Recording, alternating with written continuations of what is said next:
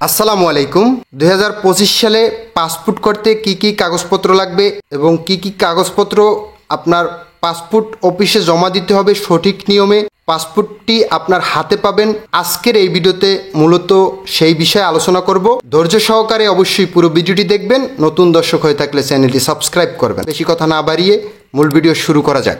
শিশু, প্রাপ্তবয়স্ক, সরকারি চাকরিজীবী আবেদনের কপি, সামারি কপি, পেমেন্ট রসিদ। আবেদন আপনি যে কোনো পার্শ্ববর্তী কম্পিউটারের দোকান থেকেও করতে পারবেন বা আপনি ঘরে বসেও করতে পারবেন। সেখান থেকেই আরেকটি কপি বের হবে, সামারি কপি। এবং আপনি অনলাইনে পেমেন্ট করতে পারেন, বিকাশ বা ব্যাংক থেকে পেমেন্ট করতে পারেন, সে পেমেন্ট রসিদ এবং এনআইডি ফটোকপি। এনআইডি যদি না থাকে, জন্ম নিবন্ধনের অনলাইন কপি বা ফটোকপি থাকতে হবে।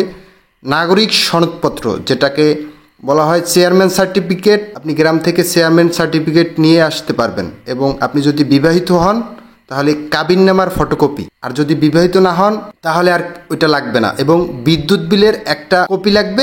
প্রাপ্তবয়স্কের জন্য আবেদনের কপি, পেমেন্ট রসিদ, জন্ম নিবন্ধনের অনলাইন কপি, কাবিননামার ফটোকপি, সামারি কপি, এনআইডির ফটোকপি, নাগরিক সনদপত্র, বিদ্যুৎ বিলের ফটোকপি। এগুলো হলে আপনার পুরোপুরি, যদি এগুলো নিয়ে আপনি পাসপোর্ট অফিসে যান, পুরোপুরি কাগজপত্র রেডি করে পাসপোর্ট অফিসে গেলে সেখানে আপনাকে ছবি তুলবে, তারা সিগনেচার নিবে, পরবর্তীতে আপনাকে একটা রিসিপ্ট দিবে। ডেট অনুযায়ী আপনি সেখানে রিসিপ্টটি নিয়ে আসবেন, বাড়িতে গিয়ে ডেট অনুযায়ী পাসপোর্টটি হাতে করে আপনি নিয়ে আসবেন। প্রতিনিয়ত প্রবাস বা প্রবাসের তথ্য পেতে আমাদের চ্যানেলটি অবশ্যই সাবস্ক্রাইব করবেন, পাশে থাকা বেল আইকন ক্লিক করে রাখবেন, একটা লাইক করে আমাদের উৎসাহিত করবেন, কমেন্ট বক্সে জানাবেন প্রবাস সম্পর্কে আপনারা কি জানতে চান। সবাই ভালো থাকবেন, সুস্থ থাকবেন।